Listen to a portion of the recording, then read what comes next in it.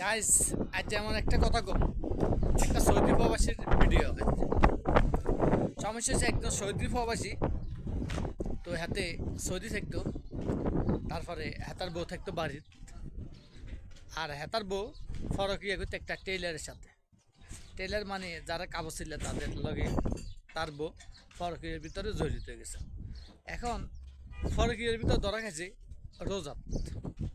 রোজার ভিতরে খুরমা খাজুর আছে না, খুরমা খাজুর। এখন খুরমা খাজুর লেগেছে হাতে 1 কিলো না 2 কিলো খুরমা খাজুর লেগেছে। নিবার পরে হাতে এক খুরমা খাজুর দিয়ে হাতে 2-3 শট মারিয়ে লেছে। 2-3 শট মারবার পরে 2-3 শট যত মারিয়ে লেছে, ইয়ার পরে এবারে হাতে গোসল টোসো করছে। গোসল টোসো করবার পরে এবার আর এক বেড়ায় যাতার দুছে হাতার আছে লোক খসায়।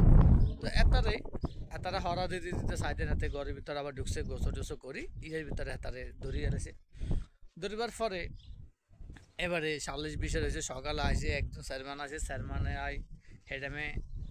তো চেয়ারম্যানে এক গুছা দিছে, গুছার লগে একটা দাঁত ফালা দিছে।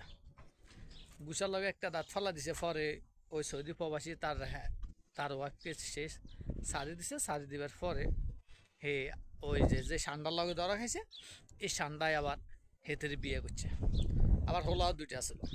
তো হোলা একগারে খাজুর আর টিয়াতে বইয়া দিছে, খাজুর খা।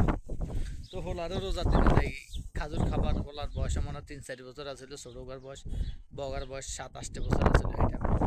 তো এই কারণে কইছি অনেক প্রবাসী এলা আছে কিন্তু বোরে খুবই সাবধানে, বেশি ভালোবাসি, টিয়া পয়সা বেশি দিন না।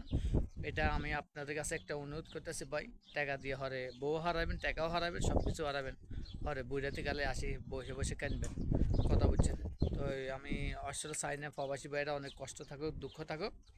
তো ঘরের ওয়াইফের থেকে বেশি টাকা দেবে না, কিছু টাকা আপনাদের টাকা রাখবেন, কিছু টাকা দেবেন। আল্লাহ হাফেজ।